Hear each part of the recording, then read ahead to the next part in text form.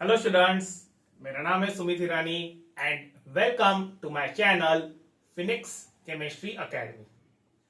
सो students, आज हम लेके आए हैं केमिकल रिएक्शंस एंड इक्वेशंस का लेक्चर नंबर 8, जिसमें हम देखेंगे what is mean by displacement reaction, double displacement reaction, exothermic reaction, endothermic reaction and precipitation reaction. तो स्टार्ट करते हैं आज का हमारा लेक्चर। अब सबसे पहले डिस्प्लेसमेंट रिएक्शंस। तो स्टूडेंट्स, लास्ट लेक्चर में हमने टॉपिक जो स्टार्ट किया था वो था टाइप्स ऑफ रिएक्शंस, जिसमें मैंने आपको दो रिएक्शंस जो है वो समझाई थी। एक थी कॉम्बिनेशन रिएक्शन और दूसरी है डिकम्पोजिशन रिएक्शन। डिकम्पोजिशन रिएक्शन में हमने देखा था उसके तीन parts, thermal decomposition, photo decomposition और इलेक्ट्रोलाइटिक डिकम्पोजिशन। तो ये जो टॉपिक है ये वही टॉपिक है जो हम कंटिन्यू कर रहे हैं, टाइप्स ऑफ रिएक्शंस का topic. And this is the third number reaction, that is the displacement reaction. Now तो डिस्प्लेसमेंट रिएक्शंस का मतलब क्या होता है? Displacement reactions are those reactions in which one element displaces another element from its compound। ठीक है, ऐसी reactions जिसमें एक एलिमेंट जो है वो दूसरे एलिमेंट को डिस्प्लेस करता है उसके कंपाउंड में से, उसको कहा जाता है डिस्प्लेसमेंट रिएक्शंस। ठीक है, तो यहां पे मैं लिख लेता हूं definition. Those reactions in which one element displaces another element from its compound are called as displacement reactions. ठीक है, एक एलिमेंट जो है वो दूसरे एलिमेंट को डिस्प्लेस कर लेता है उसके कंपाउंड में से। इसकी एक और डेफिनेशन है, दूसरी डेफिनेशन ये बोलती है those reactions in which a more reactive element displaces a less reactive element from its aqueous solution are called as displacement reactions। Okay. Those reactions in which a more reactive element displaces a less reactive element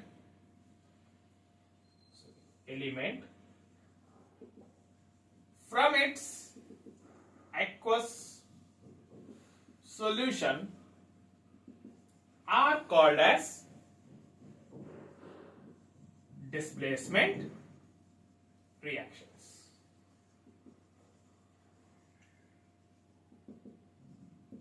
ठीक है, तो ऐसी reaction जिसमें ज्यादा reactive element जो है वो displace करता है लेस रिएक्टिव एलिमेंट को उनके ही एक्वस सॉल्यूशन में से, उनके ही मतलब जो लेस रिएक्टिव एलिमेंट है उनका एक्वस सॉल्यूशन जो रहता है वो उसमें से जब वो मोर रिएक्टिव एलिमेंट डिस्प्लेस कर लेता है उस लेस रिएक्टिव एलिमेंट को, तो उन रिएक्शंस को कहा जाएगा displacement reaction.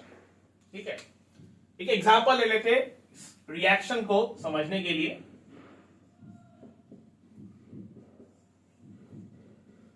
When an iron nail is dipped in an aqueous solution of copper sulfate, then iron displaces copper from its aqueous solution and there is a formation of greenish solution of iron sulfate and reddish brown copper. ठीक है.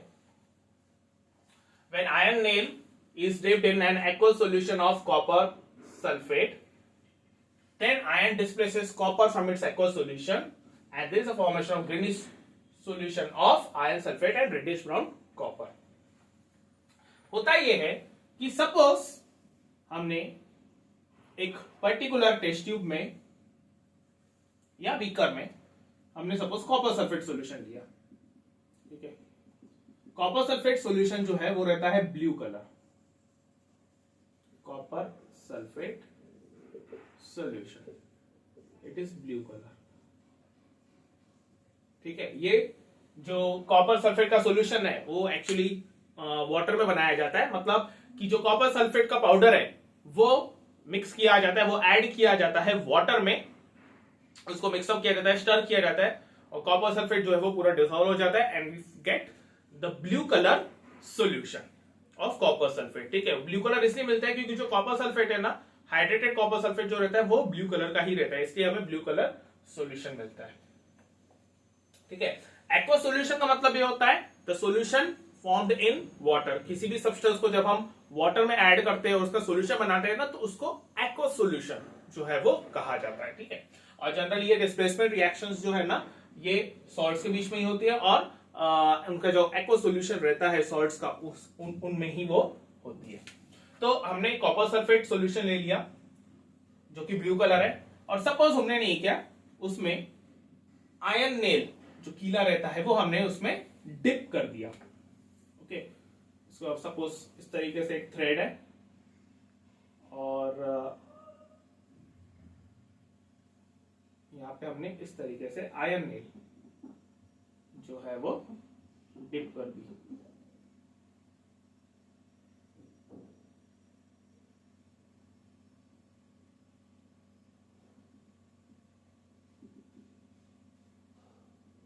ठीक है.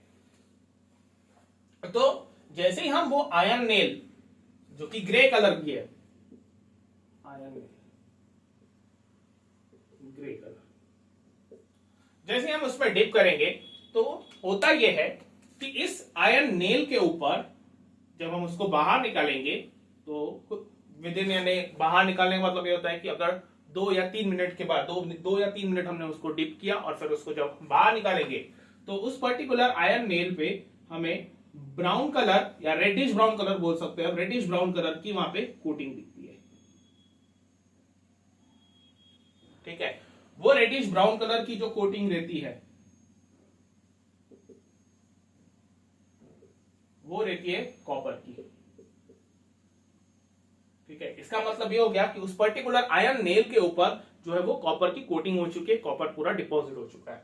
और जो iron nail के ऊपर iron लगा हुआ रहता है, Fe जो लगा हुआ रहता है वो कॉपर सल्फेट सॉल्यूशन में चले जाता है और उस पर्टिकुलर कॉपर सल्फेट सॉल्यूशन का जो कलर है वो चेंज हो जाता है.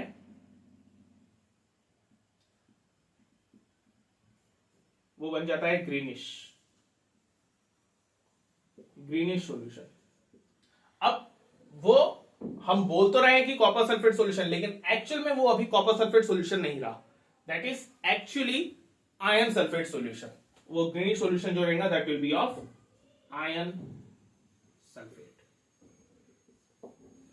ठीक है. कलर जो है वो चेंज हो जाता है और हमें वो विजिबली वहां पे वो कलर चेंज जो है वो विजिबल रहता है, वो हमें क्लियरली दिख जाता है वहां पे. तो हमें समझ में आ जाती है बात कि वो रिएक्शन हुई है, वो डिस्प्लेसमेंट रिएक्शन हुई है. आयरन नेल जो है वो कॉपर सल्फेट के साथ रिएक्ट कर चुका है. ठीक है. अगर आपको याद होगा तो हमने कैरेक्टरिस्टिक्स ऑफ केमिकल रिएक्शंस में देखा था, चेंज इन कलर एक कैरेक्टरिस्टिक ऑफ केमिकल रिएक्शन है, तो हमें वही यहाँ पे देखने को मिलता है, change in colour, colour change हो जाता है उस पर्टिकुलर रिएक्शन में। तो हम बोल सकते हैं उस पर्टिकुलर प्रोसेस में रिएक्शन कलर चेंज हो जाता है, तो हम बोल सकते हैं कि chemical reaction has taken place. ठीक है, तो ग्रीनिश सॉल्यूशन वहां पे बन जाता है आयरन सल्फेट का, और उस आयरन के ऊपर रेडिश ब्राउन कलर की जो है वो कोटिंग आ जाती है, डिपॉजिट हो जाती है। ठीक है, अब ये रिएक्शन कैसी होंगी यहां पर, तो इसको मैं इरेज कर देता हूं।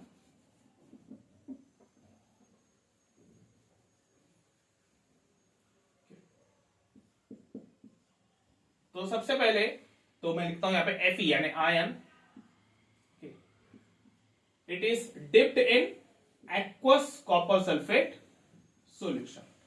ठीक है, वो डिप किया गया है कॉपर सल्फेट सॉल्यूशन में, एक्वस कॉपर सल्फेट सॉल्यूशन में। दिस इज आयन जो कि ग्रे कलर का है, and this is copper sulphate जो कि ब्लू सॉल्यूशन है।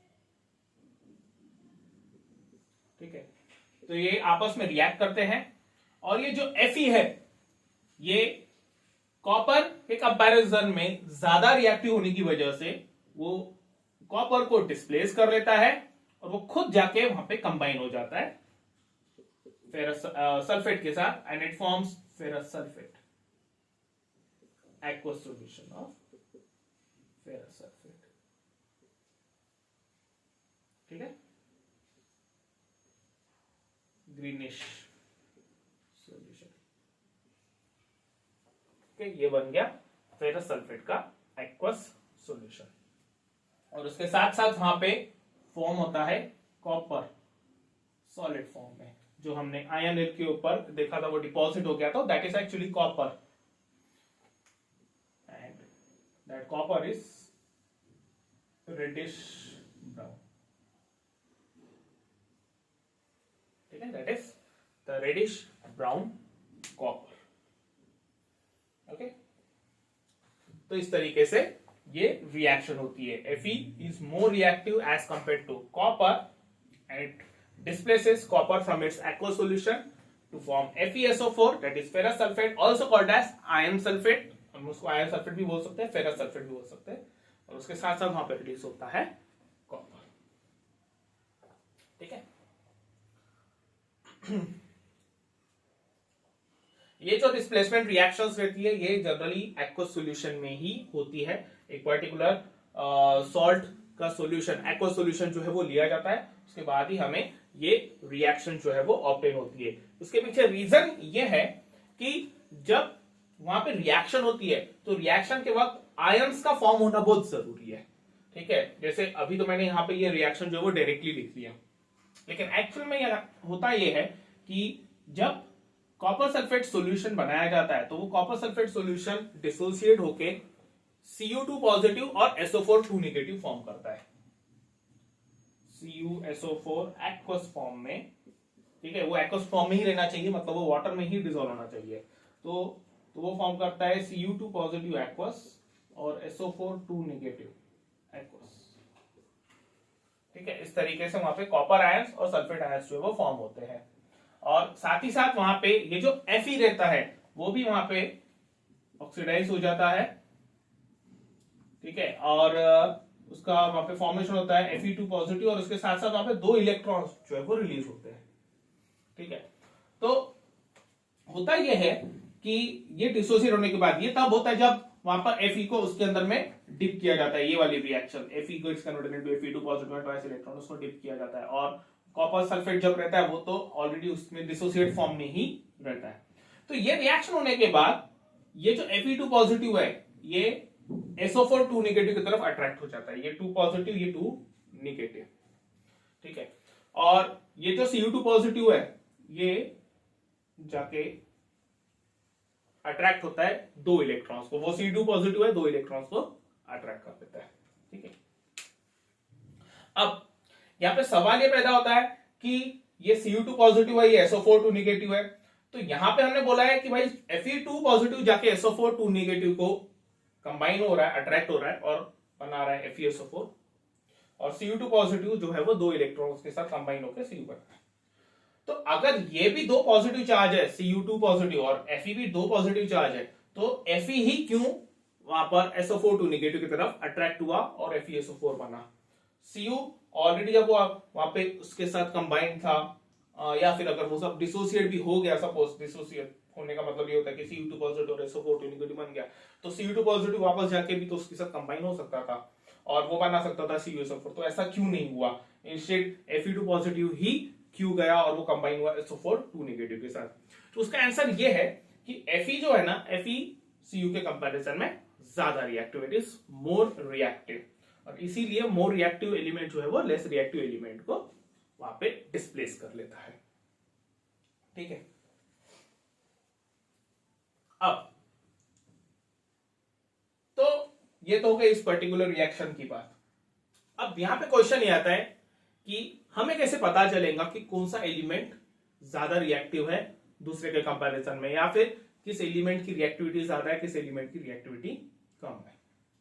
तो ये समझने के लिए, या फिर मैं बोलूंगा इस पूरे कंसेप्ट को समझने के लिए एक अलग से कंसेप्ट है, और वो है रिएक्टिविटी सीरीज। रिएक्टिविटी सीरीज एक ऐसी सीरीज है जिसमें एलिमेंट्स को अरेंज किया जाता है either in the increasing order of their reactivity or in the decreasing order of the reactivity।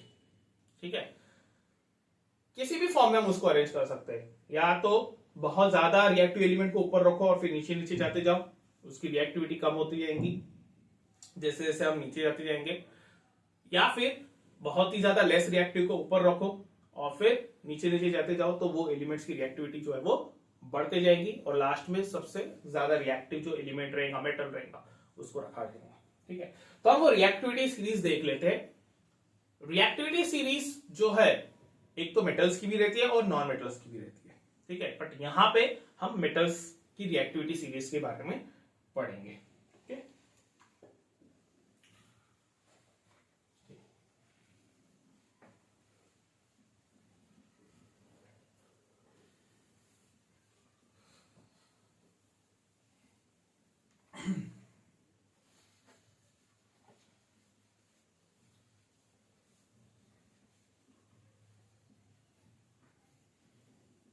एक बार हम रिएक्टिविटी सीरीज पढ़ लेंगे तो रिएक्शंस को समझने में बहुत आसानी जाएगी।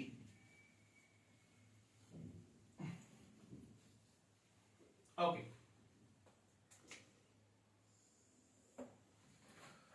सो रिएक्टिविटी सीरीज ऑफ मेटल्स। ठीक है,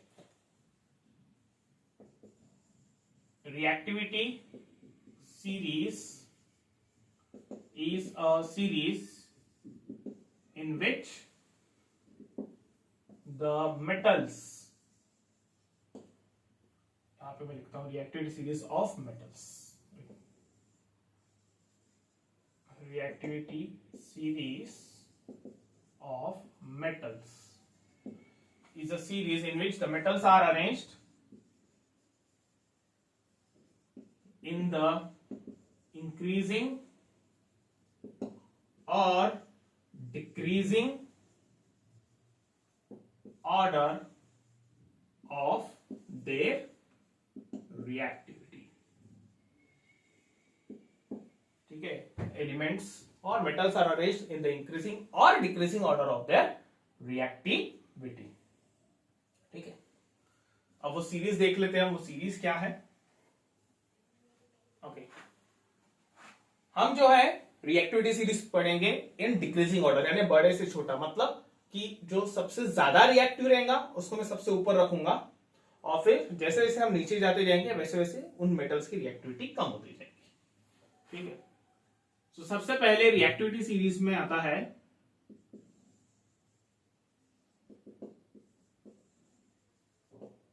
पोटेशियम।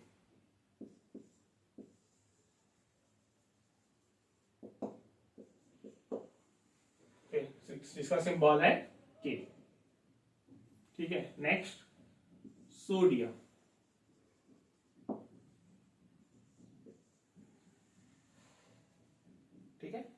इसका सिंबल है Na। नेक्स्ट है calcium, Ca। Next magnesium, Mg। Aluminium, aluminium बोल सकते हो या फिर एल्यूमिनम भी बोल सकते हो, दोनों सही है।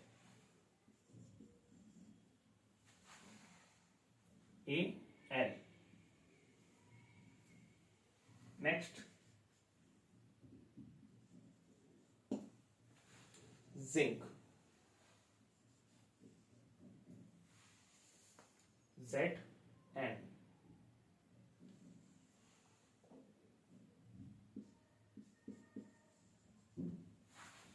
Iron,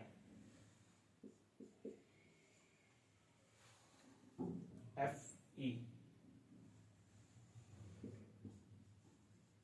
tin, Sn।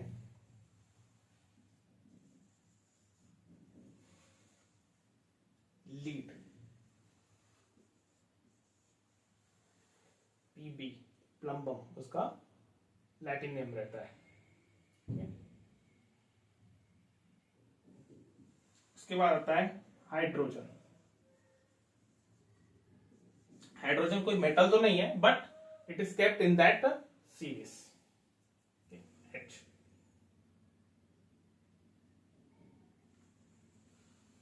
Next it is copper, Cu। Next mercury, Hg। Next silver, Ag। और लास्ट में आएगा गोल्ड, A। ठीक है। पोटेशियम, सोडियम, सबसे ज्यादा रिएक्टिव रहता है पोटेशियम, फिर उसके बाद आएगा सोडियम मेटल, फिर कैल्शियम, मैग्नीशियम, एल्यूमिनियम और aluminum, zinc, iron, tin, lead, hydrogen, copper, mercury, silver, last में गोल्ड। ठीक है। कॉपर, मर्क्यूरी, सिल्वर, गोल्ड को जनरली लीस्ट रिएक्टिव एलिमेंट्स या मेटल्स जो है वो कहा जाता है। पोटेशियम, सोडियम, कैल्शियम को जनरली हाईली रिएक्टिव मेटल्स कहा जाता है, और जो बीच के elements that is magnesium, aluminium, zinc, iron, tin वगैरह है, इनको जनरली मॉडरेटली रिएक्टिव मेटल्स जो है वो कहा जाता है। ठीक है। Reactivity decreases, reactivity decreases। okay, so this is the reactivity। अब ये जो रिएक्टिविटी है, इस पर्टिकुलर रिएक्टिविटी, वैसे तो ये रिएक्टिविटी सीरीज हम आगे भी पढ़ने वाले हैं, the chapter metals and non metals, metals and non metals की चैप्टर में इस पर्टिकुलर रिएक्टिविटी सीरीज के ऊपर पूरा एक टॉपिक जो है वो दिया हुआ है, बट क्योंकि इस सीरीज का यहाँ पर यूज है, एप्लीकेशन है, that's why I have taught you this series. अब ये रिएक्टिविटी सीरीज जो है, इसको ध्यान में रखने के लिए कुछ निमोनिक्स है, वो निमोनिक्स हम देख लेते हैं। ठीक है, तो यहां पे मैं लिख लेता हूं इसकी mnemonics. Next it is please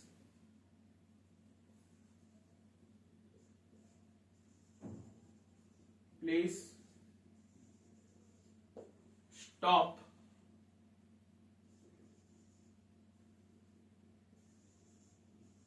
calling me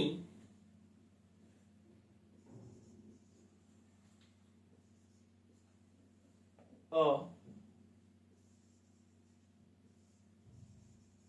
careless zebra, instead try learning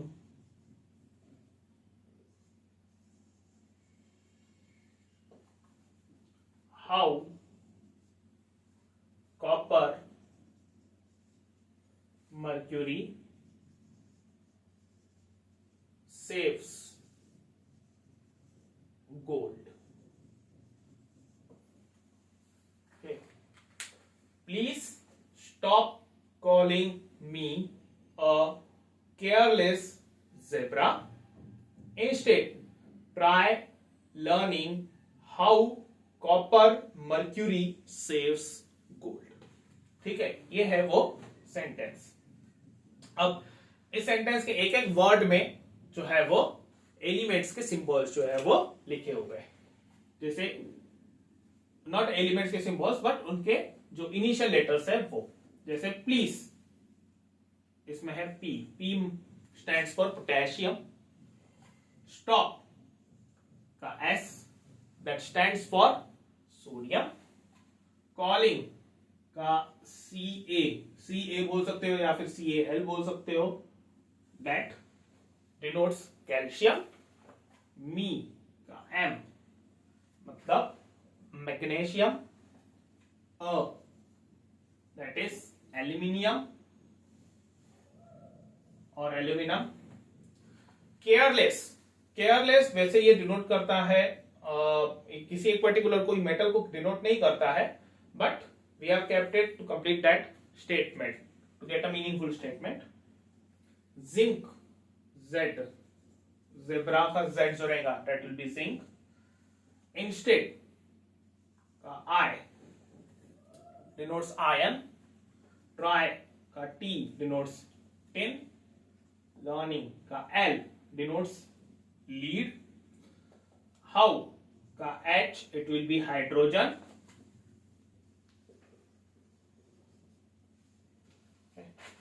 उसके बाद कॉपर, ये तो डायरेक्टली है यहां पे कॉपर.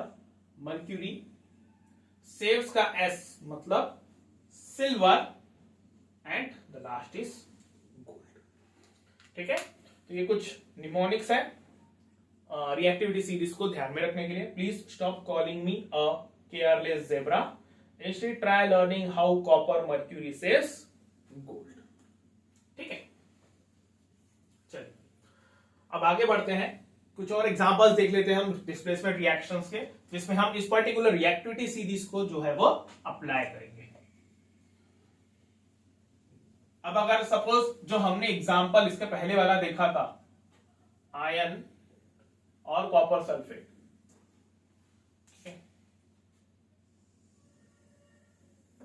ये रिएक्टिविटी सीरीज वहां पे भी अप्लाई हो सकती है. जैसे सपोज मैंने यहां पे ले लिया Fe solid plus CuSO4 aqueous. ठीक है, अब रिएक्टिविटी सीरीज देखिए. यहां पे है ये Fe है और ये Cu है. Fe is above Cu. इसका मतलब क्या हुआ कि Fe जो है वो कॉपर के कंपैरिजन में ज्यादा रिएक्टिव है. इसका मतलब Fe जो है वो कॉपर को डिस्प्लेस कर सकता है. ठीक है, यहां पे मैंने लिखा है रिएक्टिविटी सीरीज डिक्रीजेस, यानी ऊपर से जब हम नीचे जा रहे हैं तो रिएक्टिविटी सीरीज जो है वो डिक्रीज हो रही है. इसका मतलब ऊपर वाले जो मेटल्स है वो ज्यादा रिएक्टिव है एज कंपेयर टू वो नीचे वाले जो मेटल्स रहेंगे. तो क्योंकि Fe कॉपर के कंपैरिजन में ज्यादा रिएक्टिव है, इसलिए वहां पे फॉर्म होगा FeSO4 aqueous plus Cu solid. ठीक है, तो ये हो गया हमारा first example. Second, when zinc metal is dipped in copper sulfate solution, zinc displaces copper from its aqueous solution and forms zinc sulfate and copper. ठीक है, तो क्या लिखा है यहाँ पे, zinc metal is dipped in copper sulphate solution. तो ये मैंने जिंक मेटल ले लिया जो कि सॉलिड फॉर्म में रहता है और उसको डिप किया, मतलब उसको रिएक्ट करवाया हमने कॉपर सल्फेट सॉल्यूशन के साथ एक्वस फॉर्म में। ठीक है, अब रिएक्टिविटी सीरीज देखिए। जिंक इज अबव कॉपर, इसका मतलब जिंक जो है वो कॉपर के कंपैरिजन में ज्यादा रिएक्टिव है, तो जिंक कॉपर को डिस्प्लेस कर सकता है। तो यहां पे ये फॉर्म करेगा जिंक सल्फेट और कॉपर। ठीक है, zinc it is grey in colour, copper sulphate which is blue in color, zinc sulfate which is colorless, और लास्ट है कॉपर जो रहेगा रेडिश ब्राउन। ठीक है, ये होगा हमारा दूसरा example of displacement reaction. Next,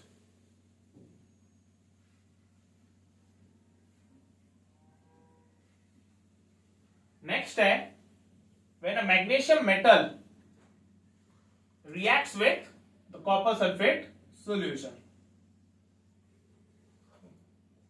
third example ले लेते हैं वहां पर। Magnesium metal when comes in contact with aqueous copper sulfate solution, so magnesium displaces copper from its aqueous solution and forms, क्या बनेगा, मैग्नीशियम सल्फेट एंड कॉपर। ठीक है, magnesium sulphate और कॉपर का वहां पे फॉर्मेशन होगा। सो मैग्नीशियम प्लस CuSO4 एक्वस। ठीक है, अगेन ये मैग्नीशियम है, ये कॉपर है, magnesium is above copper, that's why magnesium is more reactive than copper, so this will form magnesium sulphate aqueous plus copper solid. ठीक है, magnesium copper sulphate, magnesium sulphate and this is copper.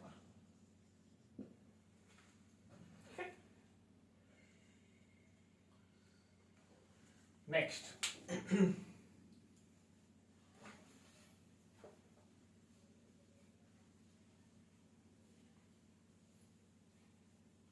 next reaction है when lead reacts with aqueous copper chloride solution, so it forms lead chloride and copper। ठीक है, copper reacts with aqueous, lead reacts with aqueous copper chloride solution, so it forms lead chloride and copper। lead that is Pb solid form में लिया और वो react कर रहा है suppose aqueous copper chloride के साथ। Now this is lead, this is copper. Again lead is more reactive than copper, so it will displace lead and it will form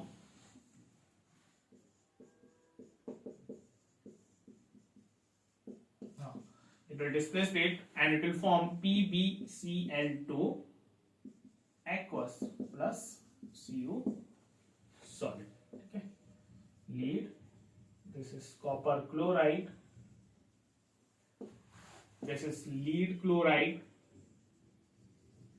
and this is copper।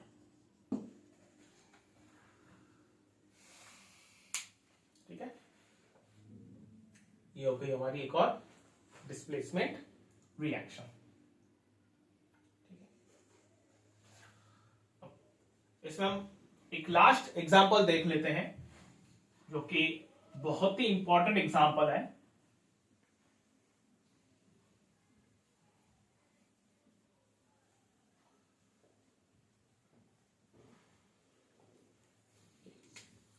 Number 5। अब जब हम ion oxide को aluminium के साथ react करते हैं, when aluminium reacts with ion oxide, so it forms aluminium oxide and ion. When ion reacts with aluminium oxide, so it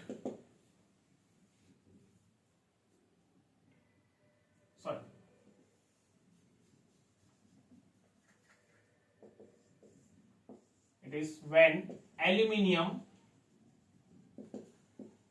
reacts with iron oxide. ठीक है, एल्यूमिनियम मेटल जो है वो रिएक्ट कर रहा है एल्यूमिनियम ऑक्साइड के साथ, so it forms aluminium oxide and ion. Okay, it forms aluminium oxide and ion. Okay, so this will B aluminium solid form. It reacts with Fe2O3 to give Al2O3 and Fe। ठीक है, क्या हो रहा है वहां पे? Aluminium जो है वो आयन ऑक्साइड मतलब दिस इज Fe2O3। ठीक है, फेरिक ऑक्साइड इसको कहा जाता है, वो रिएक्ट कर रहा है, तो aluminium displaces ion from ion oxide.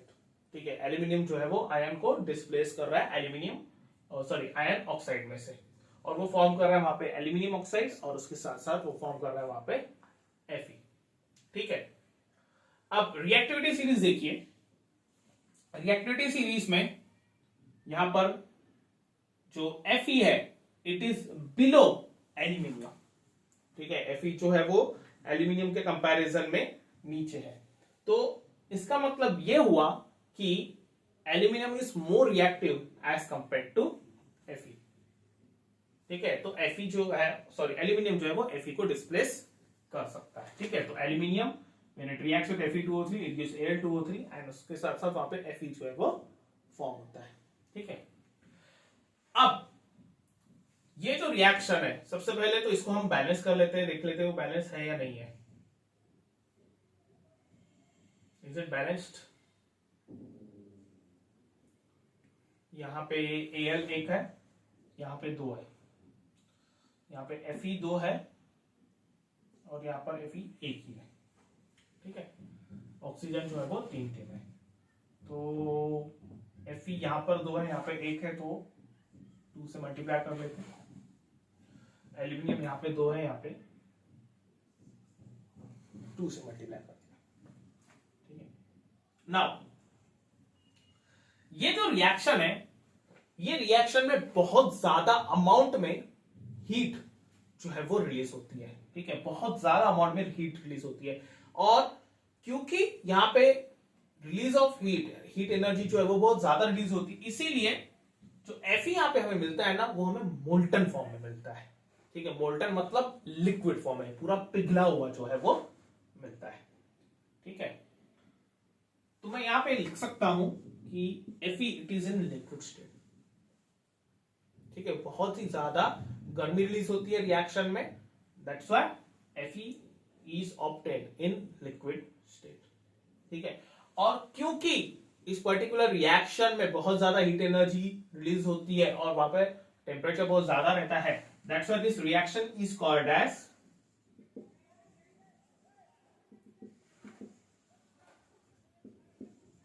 Thermite reaction,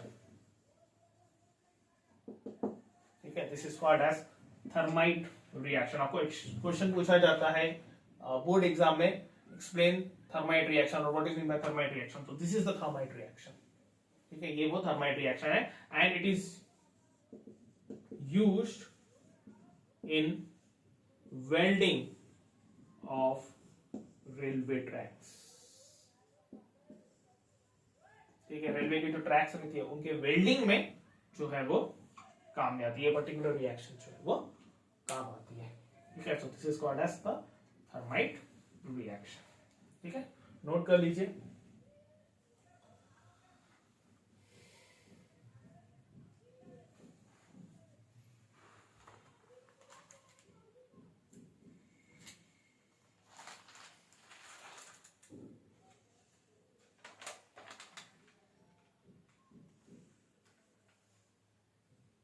ठीक है, चलो। So this is the displacement reaction.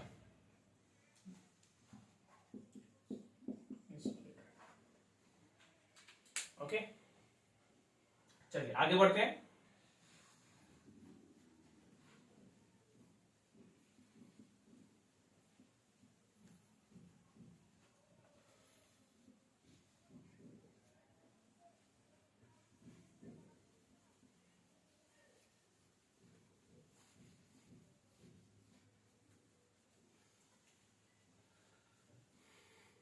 Next जो हमारा टॉपिक है वो है डबल डिस्प्लेसमेंट रिएक्शन।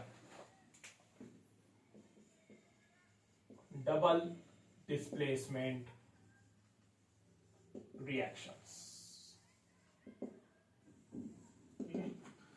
अब डबल डिस्प्लेसमेंट रिएक्शन मतलब ऐसी रिएक्शन होती है जिसमें दो अलग अलग सॉल्यूशंस जो है वो लिए जाते हैं, उन सॉल्यूशंस को मिक्स किया जाता है और जब हम सॉल्यूशंस को मिक्स करते हैं तो उनके जो आयंस है, वो सॉल्यूशन के अंदर में जो आयंस रहते हैं वो एक्सचेंज हो जाते हैं, ठीक है। मतलब एक कंपाउंड के जो आयंस रहेंगे वो दूसरे कंपाउंड में चले जाएंगे, दूसरे के कंपाउंड जो है वो दूसरे कंपाउंड के जो आयंस है वो पहले में चले जाएंगे, मतलब वहां पे आयंस का जो है वो एक्सचेंज हो जाता है, ठीक है। जैसे फॉर एग्जांपल मैंने कंपाउंड ले लिया ए बी, ठीक है, एक कंपाउंड ले लिया मैंने सी डी, दोनों को मैं रिएक्ट करवा रहा हूं तो क्या होगा, ए डी के साथ चले जाएगा बी सी के साथ, तो ये हो जाएगा ए डी और ये बनेगा बी सी, ठीक है।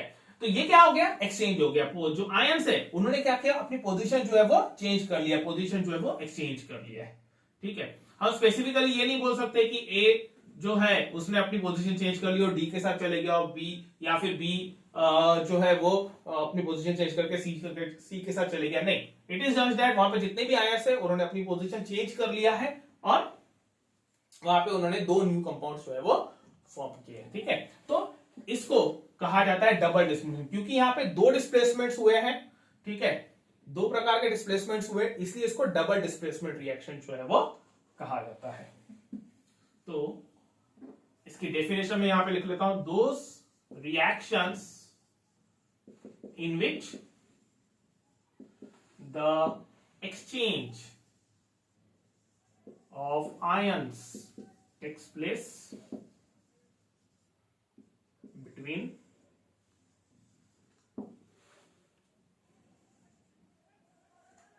aqueous solutions of two different compounds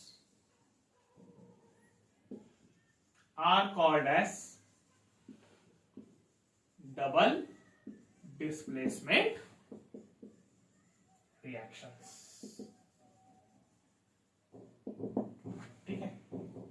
Those reactions in which the exchange of ions takes place between the aqueous solutions of two different compounds are called as double displacement reactions, ठीक है। ये हो गई definition double displacement reaction की। अब हम इसका example देख लेते हैं, इस कॉन्सेप्ट को समझने के लिए एग्जांपल देख लेते हैं। अब पहला एग्जांपल है silver nitrate when it reacts with sodium chloride, okay. Silver nitrate का aqueous solution when it reacts with the aqueous solution of sodium chloride. So it forms AgCl, that is silver chloride and sodium nitrate. Okay. When an aqueous solution of silver nitrate reacts with the aqueous solution of sodium chloride,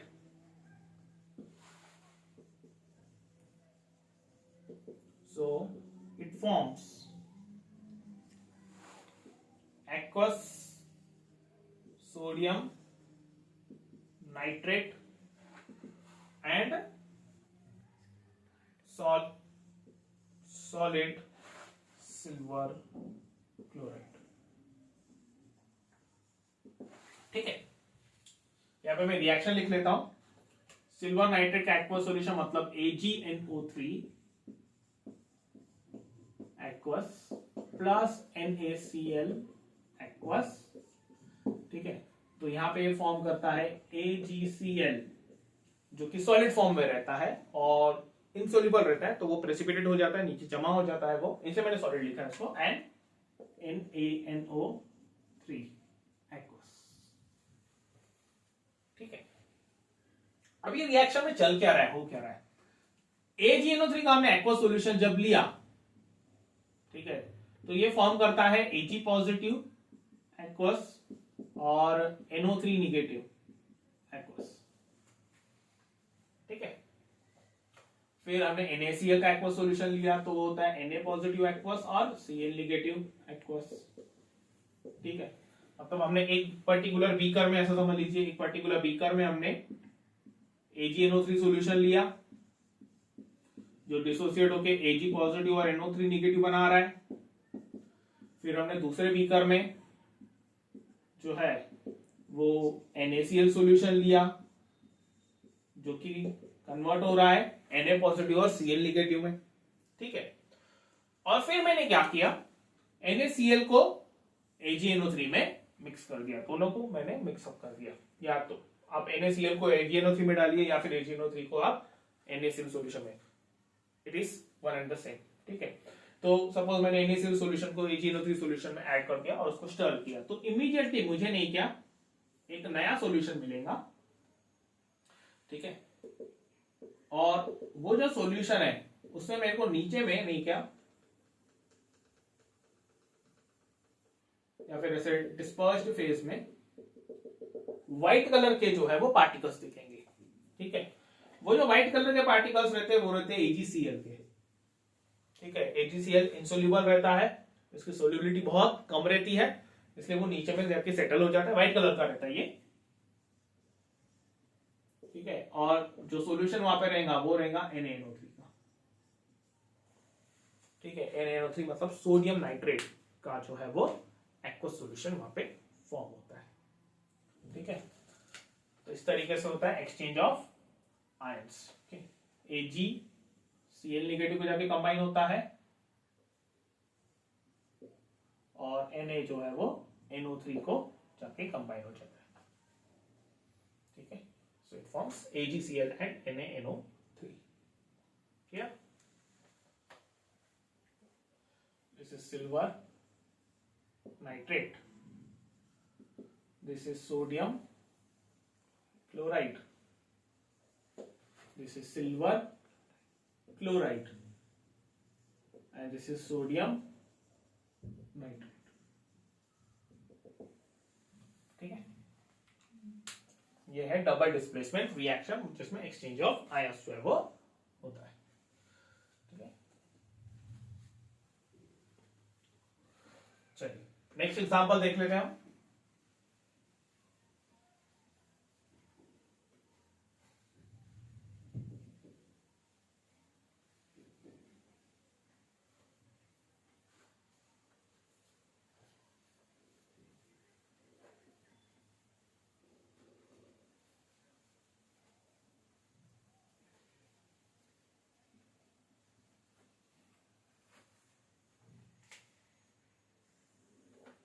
next example 2. Okay. When barium chloride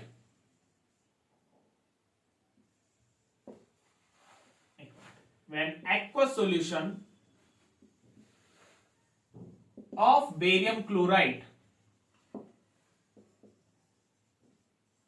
reacts with aqueous solution of sodium sulfate,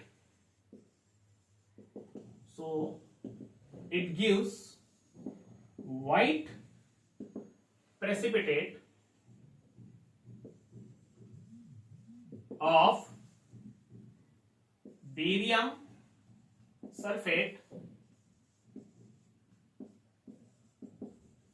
and aqueous solution of sodium chloride.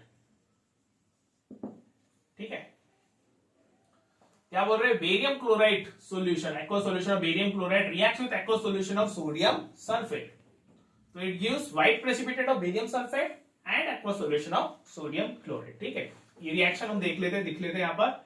Barium chloride का aqueous solution, barium chloride it is BaCl2, उसका aqueous form, वो react कर रहा है aqueous solution of sodium sulphate, मतलब Na2SO4 aqueous.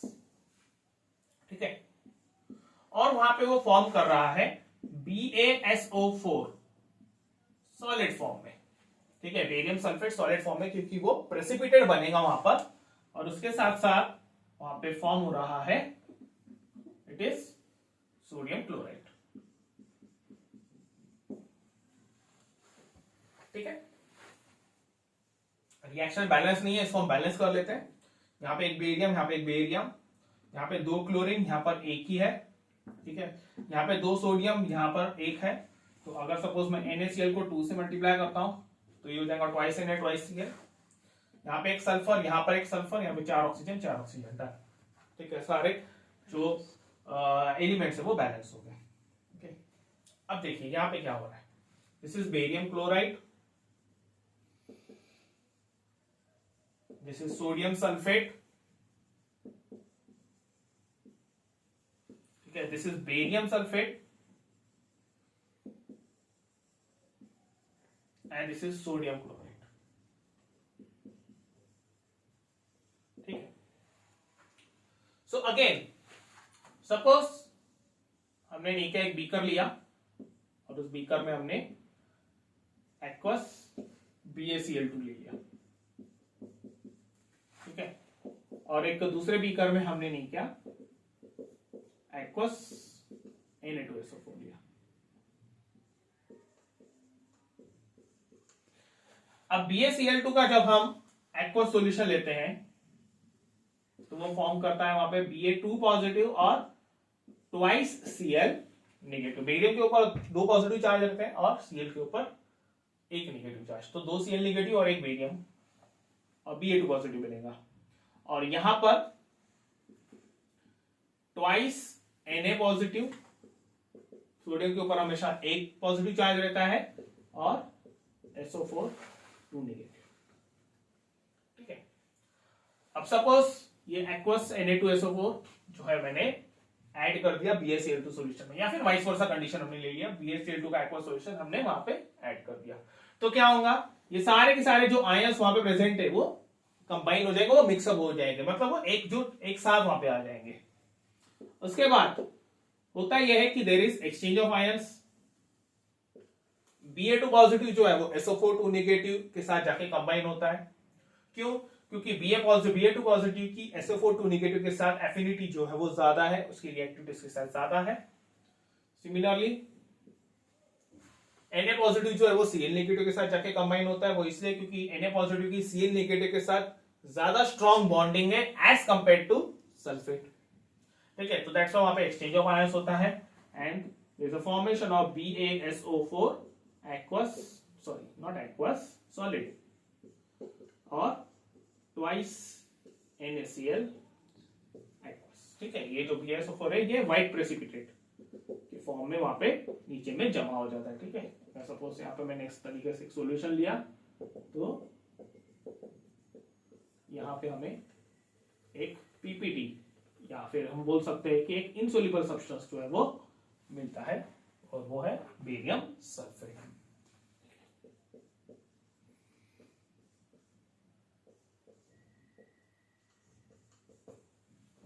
ठीक है, BaSO4। So this is the second example of double displacement reaction। okay, आगे बढ़ते हैं।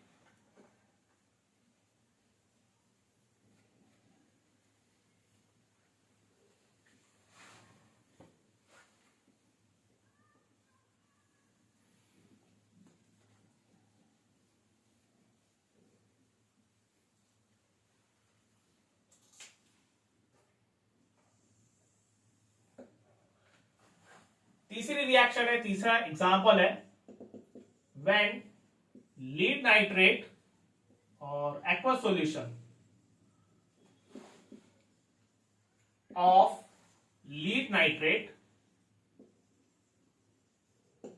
reacts with aqueous solution of potassium iodide, so it forms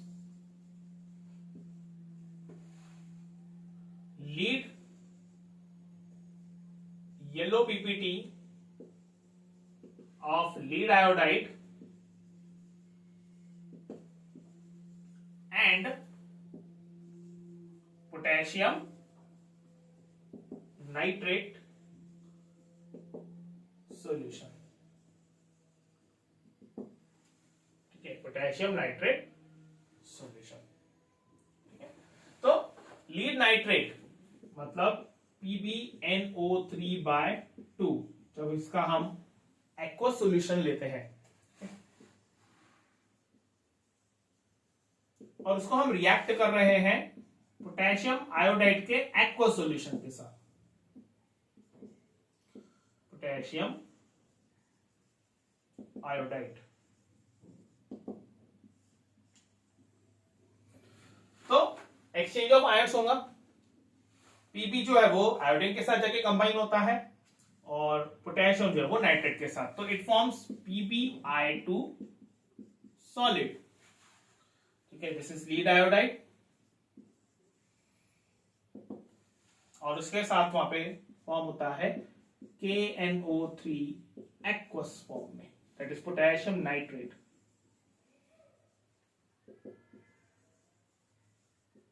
ठीक है, पोटेशियम नाइट्रेट का aqueous solution. ठीक है, रिएक्शन को हम बैलेंस कर लेते हैं। यहां पे एक Pb, यहां पर एक Pb है, यहां पे NO3/2 है, यहां पे एक कंप्लीट NO3 है, यहां पे एक पोटेशियम, यहां पे एक पोटेशियम,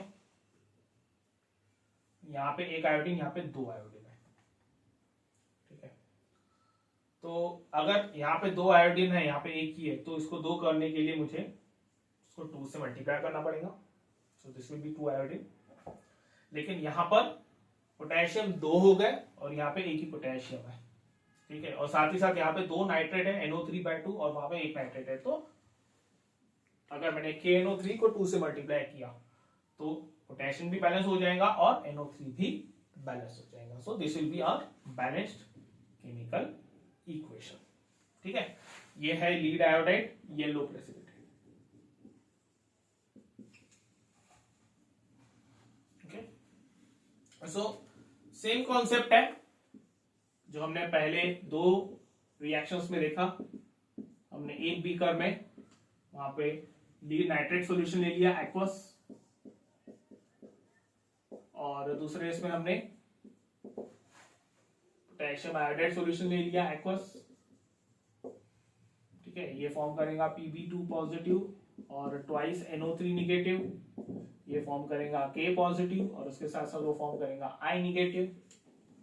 ठीक है, जब इसको मिक्सअप किया जाएगा तो it will give us a solution and in that there will be a precipitate।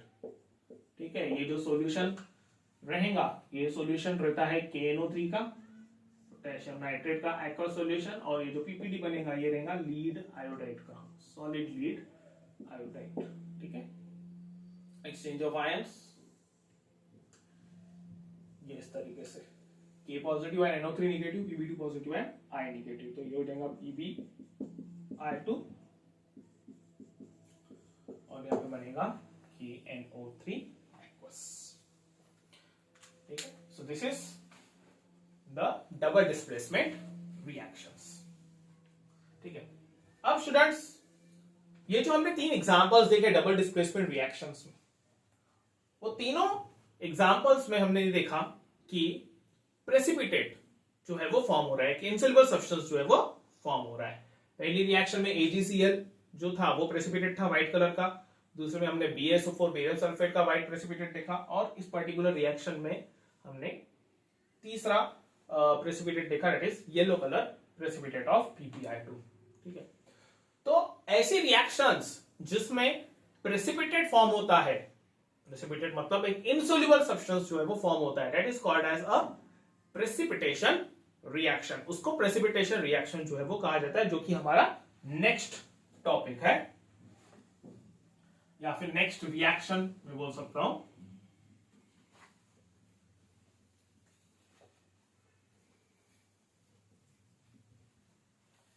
Next reaction it is precipitation reaction. ठीक है, तो इसको हम डिफाइन कैसे करेंगे? Those reactions in which an insoluble substance, जिसको ही हम प्रेसिपिटेट बोलते हैं, प्रेसिपिटेट बोलिए या फिर insoluble substance बोलिए, एक ही बात है। Those reactions in which an insoluble substance that is precipitate is formed are called as precipitation reactions. ठीक है, they are called as precipitation reactions. Okay.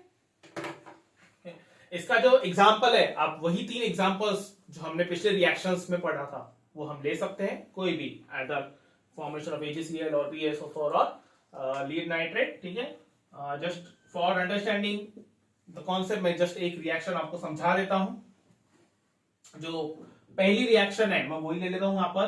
पहली reaction it was silver nitrate aqueous solution of silver nitrate reacts with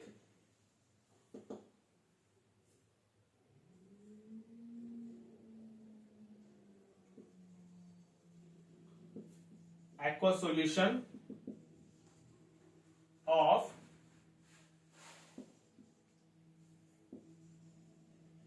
sodium chloride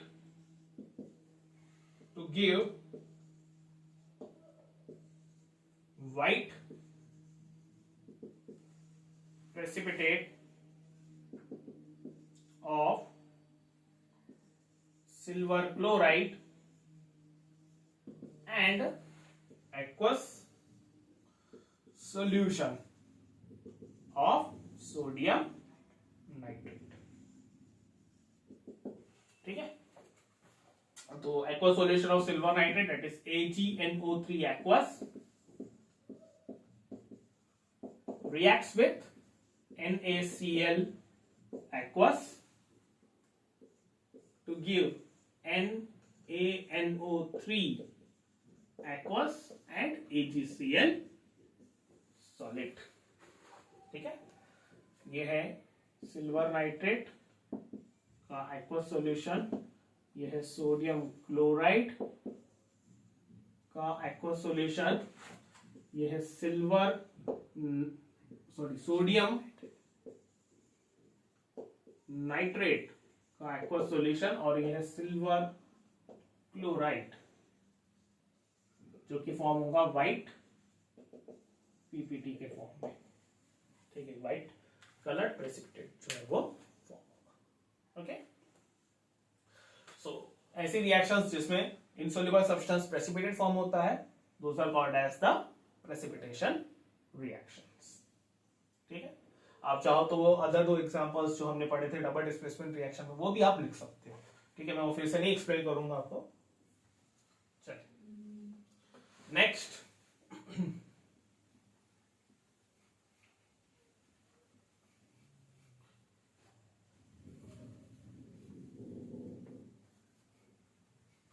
next reaction है exothermic reaction.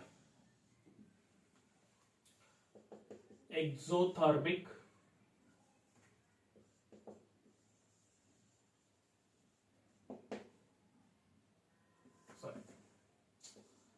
this is exothermic reactions। ठीक है, एक्सो मतलब बाहर, thermic मतलब related to heat. ठीक है, तो इसका मीनिंग क्या हुआ? Those reactions in which heat energy is released are called as the exothermic reactions. ठीक है, those reactions in which energy is released in the form of heat are called as exothermic reactions। ठीक है, those reactions in which energy is released in the form of heat are called as exothermic reactions। ठीक है, now इसका example क्या है?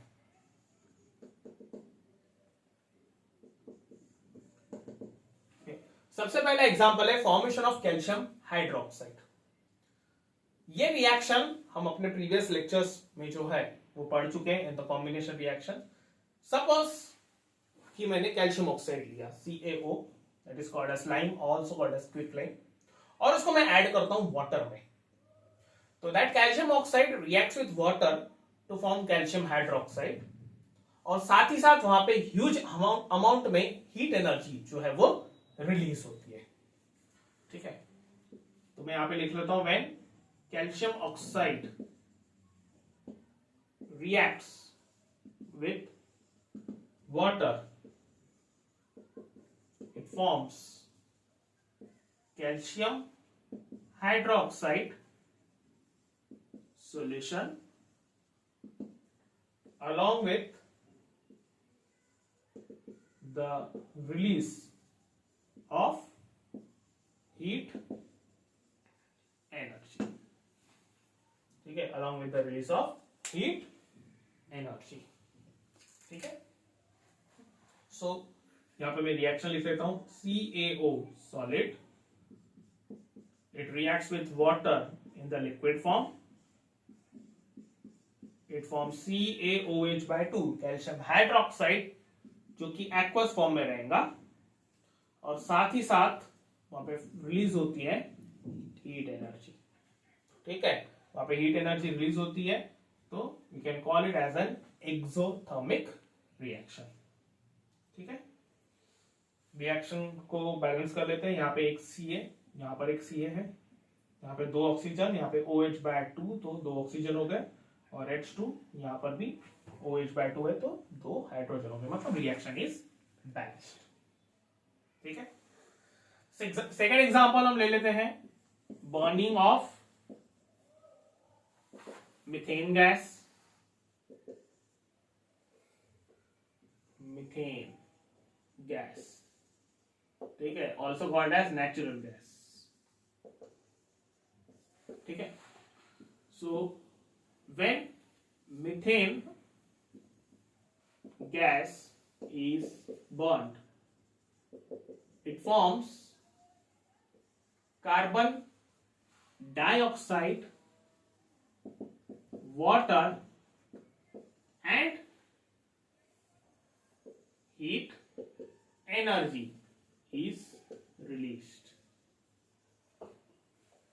ठीक है, when methane gas is burned it forms carbon dioxide, water and heat energy is released.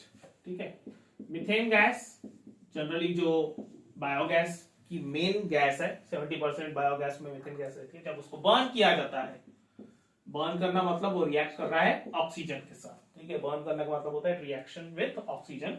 तो वो जब ऑक्सीजन गैस के साथ रिएक्ट कर रहा है तो वो फॉर्म करता है वहां पे कार्बन डाइऑक्साइड, वाटर, और साथ ही साथ वो रिलीज करता है हीट एनर्जी। ठीक है, मीथेन गैस को जब हम बर्न करते हैं तो ह्यूज अमाउंट में वहां पे जो है वो हीट एनर्जी रिलीज होती है, बहुत ज्यादा अमाउंट में गर्मी रिलीज होती है। That's why we call it as an exothermic reaction. Reaction को बैलेंस कर लेते हैं हम। यहाँ पर एक कार्बन, यहाँ पर एक कार्बन है, यहाँ पे 4, यहाँ पे 2 हाइड्रोजन है, तो इसको मल्टीप्लाई कर लेते हैं 2 के साथ, 4 बनाने के लिए मल्टीप्लाइड बाय 2। ठीक है, ऑक्सीजन यहां पर 2 है, यहां पर 2 और ये 2, 4 हो गए, तो बैलेंस करने के लिए मैंने इसको 2 से मल्टीप्लाई कर दिया। ठीक है,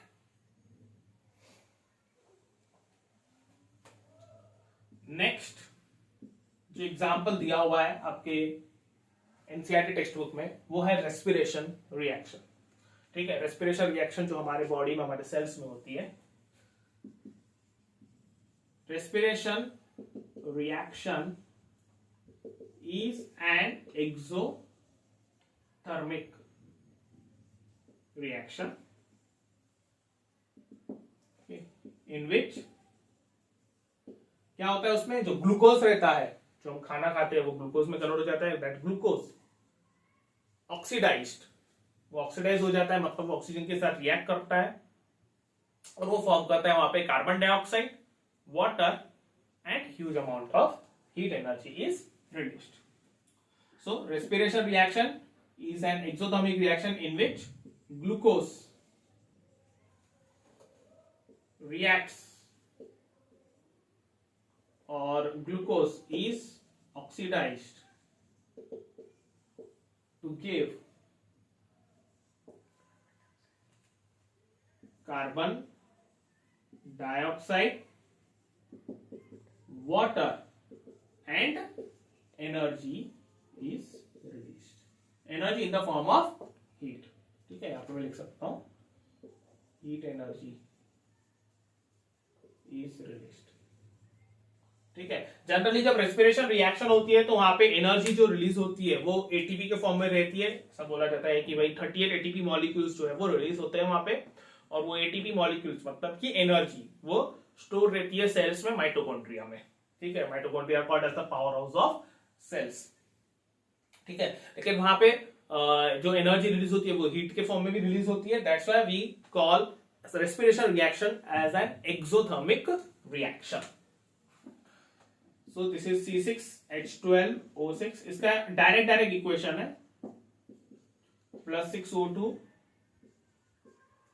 C6H12O6 एक्वस फॉर्म में +6O2 gas gives 6CO2 gas plus 6H2O, and along with that energy is released. ठीक है, this is glucose, this is oxygen, this is carbon dioxide and this is water. ठीक है, C6H12O6 plus 6O2 gives 6CO2 plus 6H2O plus energy. ठीक है, अब energy जो है वो रिलीज होती है in the form of heat. ठीक है, उसके बाद जो लास्ट एग्जांपल दिया हुआ है वो है decomposition of vegetable matter to form the compost. ठीक है, decomposition of vegetable matter to form the compost. Okay, is an exothermic reaction. ठीक है, जो वेजिटेबल मैटर है, वेजिटेबल मैटर जब डिकम्पोज होता है, मतलब माइक्रो ऑर्गेनिज्म जब वेजिटेबल मैटर को डिकम्पोज करते हैं, तो वहां पे नए सब्सटेंसेस जो है वो फॉर्म होते हैं, और वो जो नया सब्सटेंस है उसको कंपोस्ट कहा जाता है। कंपोस्ट मतलब वो एक प्रकार से फर्टिलाइजर्स रहते हैं, ऑर्गेनिक फर्टिलाइजर्स, जो कि सॉइल की फर्टिलिटी जो है वो बढ़ा देते हैं। तो decomposition of vegetable matter to form the compost is an exothermic reaction, मतलब वो जब डिकम्पोजिशन होता है वेजिटेबल मैटर का, माइक्रो ऑर्गेनिज्म जब उसको डिकम्पोज करते हैं ना, तो उसमें बहुत ज्यादा अमाउंट में हीट एनर्जी जो है वो रिलीज होती है। तो that is called as an exothermic process, that is called as an exothermic reaction. ठीक है, so this was our reaction, the concept of exothermic process. उसके बाद नेक्स्ट है एंडोथर्मिक रिएक्शन।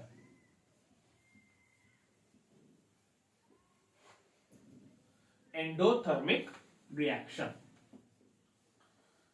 अब स्टूडेंट्स जैसे एक्सोथर्मिक रिएक्शन में वहां पे हीट एनर्जी रिलीज होती है, एंडोथर्मिक रिएक्शन जो है उसका एग्जैक्टली अपोजिट है। Exothermic reaction is exactly opposite of endothermic reaction. ठीक है, एंडोथर्मिक रिएक्शन, ठीक है, एंडो मतलब इनसाइड, मतलब अंदर लेना, ठीक है, थर्मिक मतलब कि हीट एनर्जी। तो एंडोथर्मिक रिएक्शन मतलब एक ऐसी रिएक्शन जिसमें हीट एनर्जी एब्सॉर्ब होती है, ली जाती है, that is called as endothermic reaction. So those reactions in which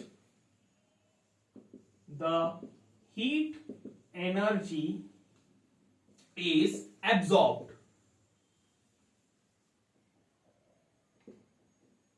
are called as endothermic reactions. ठीक है, those reactions in which the heat energy is absorbed are called as endothermic reactions. इसमें heat energy absorb हो जाती है। ठीक है, इसका हम एग्जांपल ले लेते हैं। अब एंडोथर्मिक रिएक्शन जिसमें हीट एनर्जी एब्सॉर्ब होती है, तो अगर आपको याद होगा थर्मल डिकम्पोजिशन रिएक्शन जो हमने पिछले लेक्चर में पढ़ाया था, उसमें भी हमने कुछ ऐसी रिएक्शंस देखी थी। थर्मल डिकम्पोजिशन रिएक्शन में क्या होता है, हीट एनर्जी जो है वो दी जाती है रिएक्शन मिक्सचर को, तो वो रिएक्शन मिक्सचर क्या करता है, उस हीट एनर्जी को एब्सॉर्ब करता है। तो सेम प्रोसेस हो गया यहाँ पे भी, हम रिएक्शन प्रोसेस को जो है वो हीट एनर्जी दे रहे हैं बाहर से, वो हीट एनर्जी एब्सॉर्ब कर रहा है और रिएक्शन हो रही है। तो इसका एक एग्जांपल ले लेते हैं हम। When calcium carbonate is heated, it forms, or you can say decomposes to form calcium oxide and carbon dioxide. Okay, it forms calcium oxide and carbon dioxide. So calcium carbonate मतलब होता है CaCO3 solid, जब उसको हम heat करते हैं, delta, this is delta sign, इसको heat कहा जाता है, या फिर हम स्पेलिंग में भी हीट लिख सकते हैं, it gives CaO solid plus CO2 gas. ठीक है, वो डिकम्पोज होके फॉर्म करता है calcium oxide and carbon dioxide. This is calcium carbonate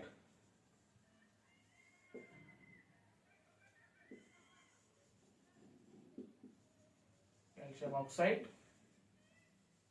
carbon dioxide. ठीक है, रिएक्शन को बैलेंस कर लेते हैं, एक Ca यहां पर, एक Ca यहां पर, यहां पे एक कार्बन, यहां पर एक कार्बन, यहां पे 3 ऑक्सीजन, यहां पे एक, और ये 3 ऑक्सीजन। ठीक है, एक और एग्जांपल ले लेते हैं। When potassium chlorate is heated, it gives potassium chloride and oxygen gas। ठीक है, पोटेशियम क्लोराइड मतलब KClO3 सॉलिड फॉर्म में लिया, उसको जब हम हीट करते हैं, so it forms KCl plus oxygen gas. ठीक है, तो यहां पर भी नहीं क्या, KClO3 को हम हीट दे रहे हैं, वो हीट एब्सॉर्ब कर रहा है और वो डिकम्पोज हो रहा है into KCl and oxygen gas. ठीक है, बैलेंस कर लेते हैं इसको। यहाँ पर 3 है ऑक्सीजन, यहाँ पे 2 है, तो मैं इसको 3 से मल्टीप्लाई करता हूं और इसको 2 से। ठीक है, तो 3 2 जा 6 हो गए और ये 2 3 जा 6। अब यहाँ पे 2 KCl हो गए, मतलब 2 पोटेशियम और 2 Cl, तो उसको बैलेंस करने के लिए मैं इसको 2 से मल्टीप्लाई करता हूँ। सो this will be twice KCl। This is potassium chlorate, potassium chloride, and this is oxygen. ठीक है, so this is the endothermic reaction.